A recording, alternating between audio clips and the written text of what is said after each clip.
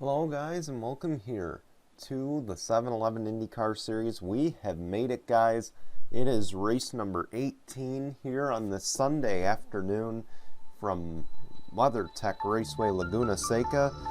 Today we present to you the Grand Prix of Monterey. I'm Brian James here in the booth with you, proud to bring you coverage of first ever championship race for the 7-Eleven IndyCar Series. And starting on the pole today will be Zach Fitzwater in that number 60. To his outside will be Mitchell Collins, the guy that battled with him over at Watkins Glen and just came up short in the last road course race. Of course, this is the final race to determine not only the season champion, overall champion, but this is also the race we determine our road course champion. Of course, Daniel Bouchard is the oval champion. We want to congratulate the 81 team on that feat. They, of course, got the walk-off win at Gateway. But with that, let's take a look at the standings. Of course, there are 11 drivers in the road course championship that are in this battle today for the road course championship. Mathematically, of course, probably about half of them will be able to battle. It's a much tighter battle when you look at the overall standings, though. Of course, Alexander Rowe, your Indy 500 winner, he's led practically the entire way since the Indy 500. He enters here with a slim 10-point lead. One thing I should note, the overall championship is double points today. The road course championship is not. So things could change hands very quickly. And of course, Zach Fitzwater is somewhat in the battle for the overall championship. I don't know if he has the best odds to make a run at it, but he's, I believe, mathematically still alive. Of course, it would be 98 points entering this race. If you want to see those standings, you need to go back to the Gateway race to see the final standings entering this race, the overall standings at the end of the race. But anyway, Alexander Rowe, he is going for the double championship this season. Of course, he won the Indy 500. He would love to get the overall championship in the first ever IndyCar season. Will anyone be able to stop him? We're going to find out in just a moment, but before we show you your starting lineup, I just want to also note we will be live post-race to show you who won the championship, so you won't want to miss it. We hope to see you then. But with that, let's go take a look at your starting lineup, and we'll be back here on GCN in just a moment.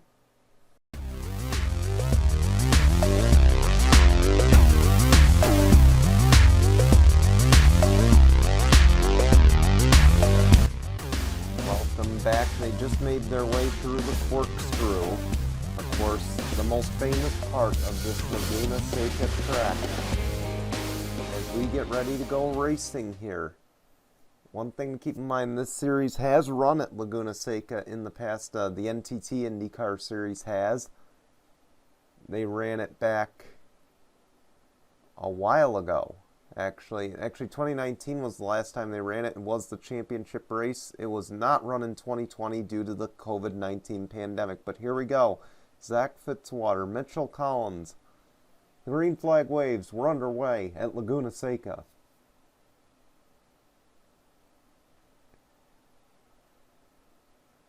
And look at them using every inch of this track. And you see there's Zach Fitzwater out to the early advantage.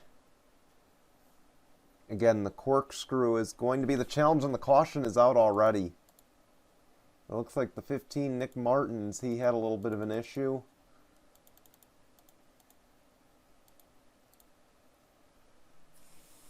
I hope it's not one of those races, but we'll see.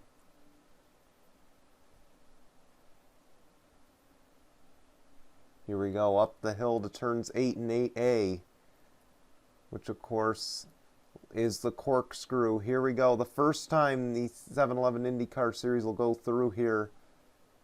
Will they make it clean?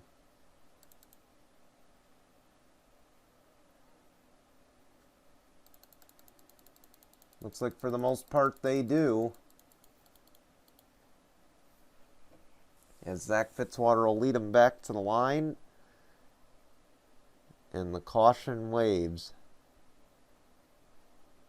Opening lap, we couldn't even make it through that on our final race of the season. Let's go see what happened. Looks like the 10 might have brake checked a little bit. You see there, oh man, just the inside kind of checked up, and I don't think Nick Martin saw it coming. And unfortunately there, nothing he could have done, and Austin Shaw just happens to hook him as well. A tough break for the two-time winner this season, Nick Martins. Let's take you back to the green. Here we go through the corkscrew. We're getting ready for the restart, and a very interesting development in the battle for the championship. Alexander Rowe, he has led the points since Indy, and he won't lead it anymore. Alexander Rowe is out of the race and thus out of the championship. A tough break for the Indy 500 winner. He will not get to complete the job. And Zach Fitzwater's coming into the pit, so are a few others, possibly to short pit. But on the restart now, it'll be Mitchell Collins, Richie Hiroshi, Mike Austin, Trevor Collins. We're back underway. Look at this, a handful of guys pitted.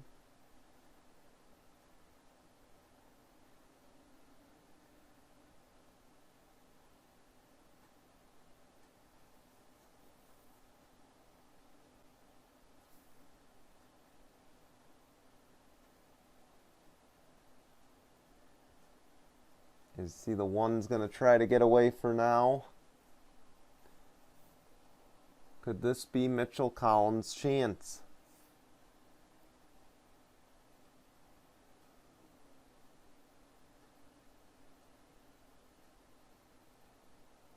Here we go. We're going to head to the corkscrew again.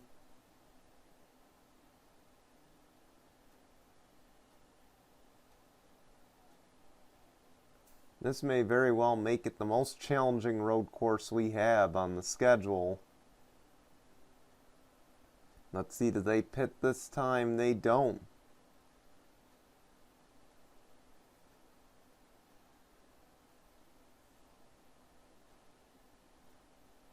We make it a clean lap here. Mitchell Collins leading.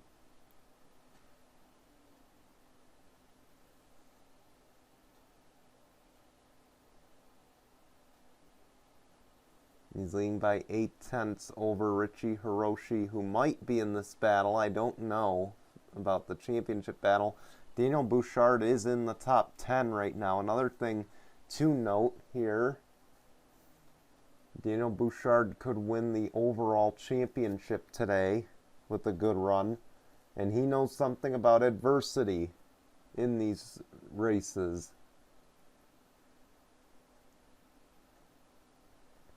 Of course, it wasn't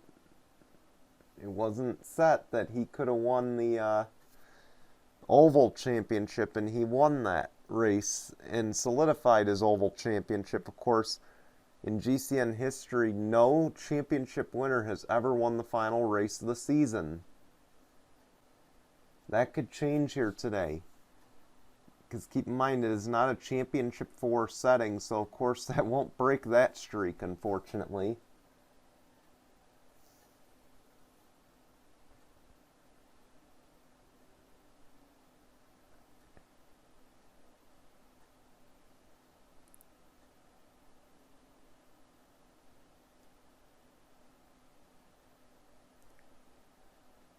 You see no real battles going on track at the moment.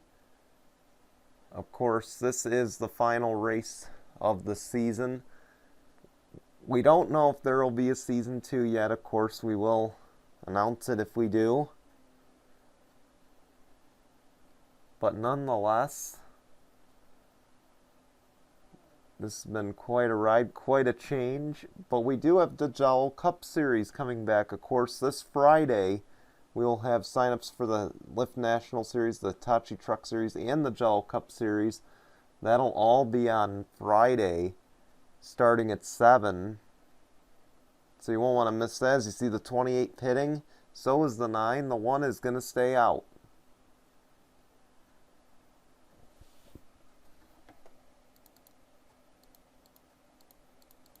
And actually a bunch of guys pitted.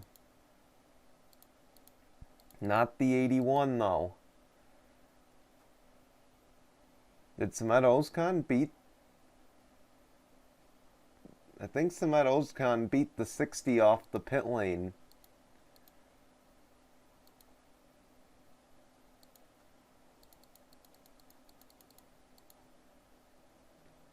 Look at the gap to second. There's Daniel Bouchard. There's Mitchell Collins. Again, keep this in mind. These guys are going to have to pit soon. But it should very well take them to the end of the race, I would believe.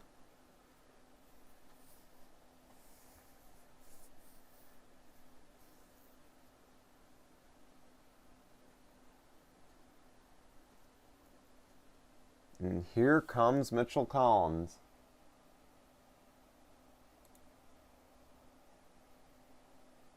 And Daniel Bouchard. Eric Faden's coming in, so is Austin Shaw. So is the 12. So that'll hand the lead back to Zach Fitzwater.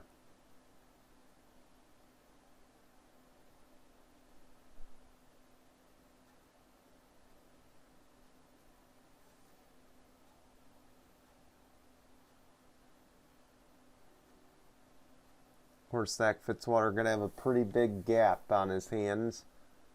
There's a lot of those guys these guys pitted coming to the restart. He had fresh tires, kind of a clean track in front of him. And just look at that car go.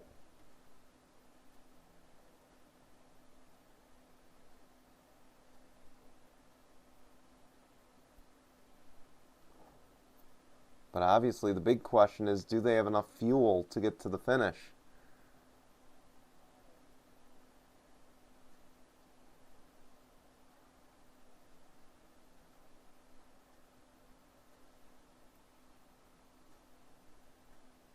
Oh, someone's up in smoke up ahead. Oh, it's the 41. No, it's the 14, Dylan Young. He is one of the guys who was in this championship battle as well. He is now out of the race. That's a tough break for Dylan Young and that A.J. Foyt team. They will be out of the championship battle. Unfortunately, they were also in the road course championship battle, and unfortunately not meant to be today. Okay, let's ride on board, though, right now with Zach Fitzwater. I believe he does have a helmet cam, and in fact he does. So let's take a look at how he attacks this track and hope he doesn't pit. Of course, a 12-second advantage for the 60. He's going uphill, I believe, headed to the corkscrew, and here it is.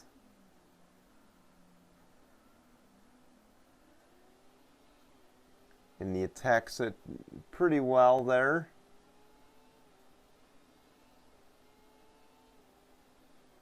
Look at the high RPMs that they are running here. And here he comes to the pit lane.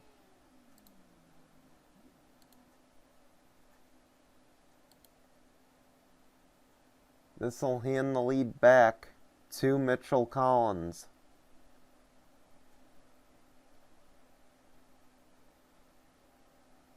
One thing about not having a championship 4 in the series, there could be some surprises.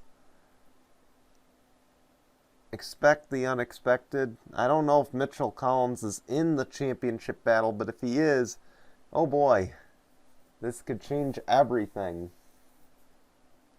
Of course, Daniel Bouchard, after that cycle of stops, he is up to 7th right now, which is right about where he needs to be. He needs to be running up front, and he could very well steal this.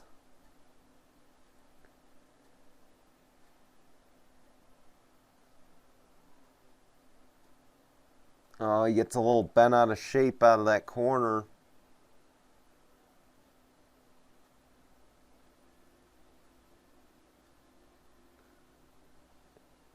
Man, he really let it drift through that corkscrew there.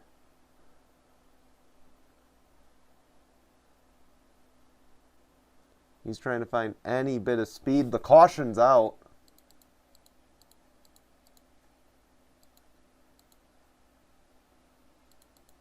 I don't know exactly what for at this point in time.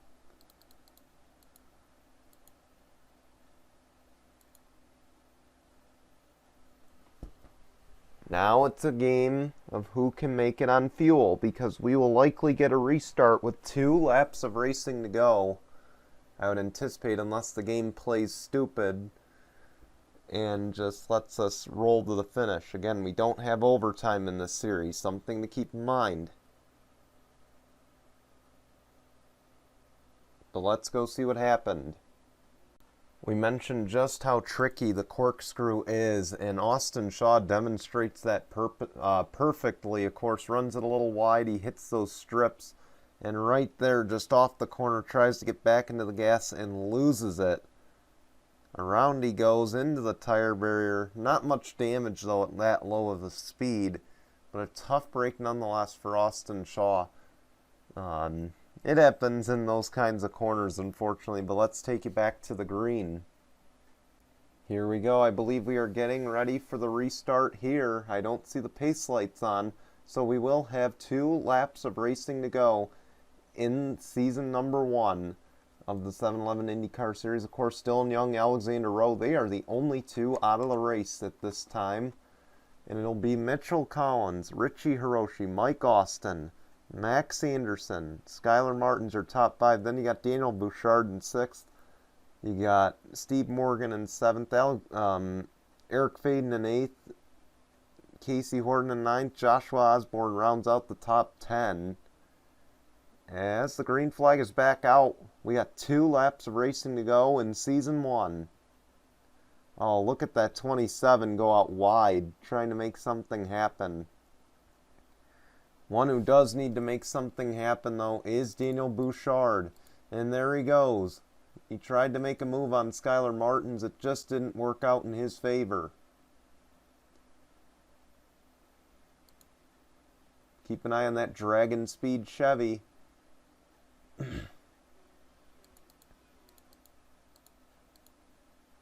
Oh, an issue now for the 41 of Casey Naneko. Those Foyt cars having some mechanical issues. As you see, Mitchell Collins going to race up the hill.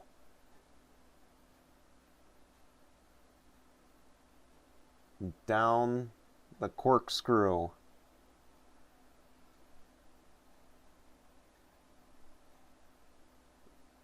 Do they have enough fuel? That's going to be the big question.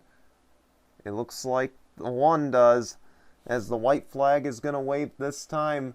It's the 1 lap of racing to go, presented by the leader, Mitchell Collins, and his memes.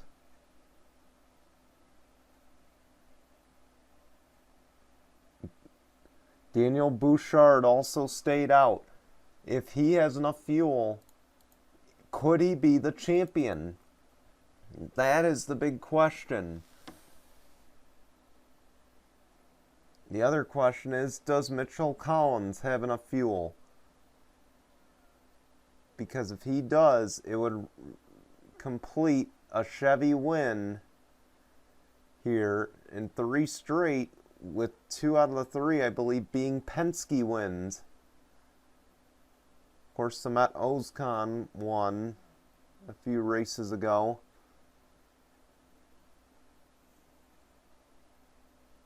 I believe at Michigan. But we'll see. Coming to the final corners. He's going to have enough.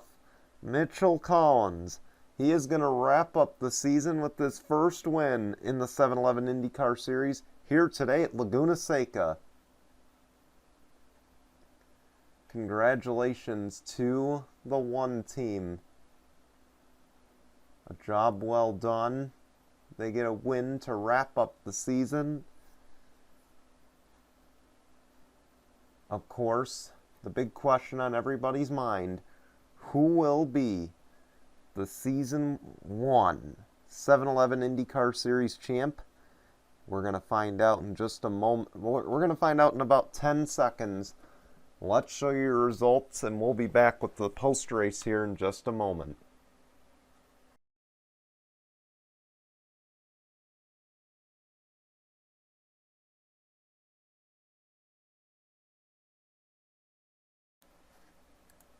I told you all, expect the unexpected. How's about this? Alexander Rowe, he goes out of the race early. Unfortunately, a tough break for him. But Daniel Bouchard, he will be your 7-Eleven IndyCar Series Season number 1 champion. Congratulations to the 81 team. Let's take a look at those standings now. And of course, Alexander Rowe, Samet Ozkan, Zach Fitzwater, they all finished just behind him. Richie Hiroshi comes home 5th in the final standings. But man, it was not even close. Daniel Bouchard plays the strategy. He gets the championship. Of course, 2 wins this season, 7 top 5s, 12 top 10s, an average finish of 9th, just about. So the best average finish, the most consistent driver in the field, and it is no shock. And for a small team like Dragon Speed, always a good thing when a team like that gets their first championship. And of course, anytime they can beat the big boys like Ganassi, it's always a good thing too. And keep in mind, this team, a Chevy team, and Chevys did not have the best year, but they're the ones who get the last laugh. With that though, before we go, we want to show you your road course standings. Parker Smith, he is your official road course champion this season. Of course, he beats out Skylar Martins, Ben Crouch, and Daniel Bouchard, as well as Alexander Rowe. Dylan Young, he had a shot, and unfortunately, he had some mechanical issues as well. So, tough break for him. But the reward is consistency, or we reward consistency, and Parker Smith, an average finish of about 9th. Makes sense that he would be your road course champion, but congratulations to Parker Smith and Daniel Bouchard. Daniel Bouchard is also the oval champion. So, something else to keep in mind with this championship. So he's won two of them. But unfortunately for him, Parker Smith going to prevent him from getting the Triple Crown in regards to the championships. We want to thank you for watching. We want to thank all of you who have signed up for season number 1. I know I blitzed you guys with a lot of races in 2 weeks, and I do apologize for that. Again, we just had to get the season done before Jello Cup, Lift National, and Hitachi Truck started. And also, we wanted to beat out the holiday season, so that is kind of why we did it. So again, we sincerely apologize to you. We did not mean to do that. It's just unfortunately how it worked out. But if we do have a season 2, we hope you will join us for that. Otherwise, we can't wait to see you this Friday when Gel Cup, Hitachi Truck Series, and Lift National Series sign-ups start, or on Thursday when the Pierce ARCA sign-ups start. So we hope to see you then. Until then, guys, goodbye, everyone.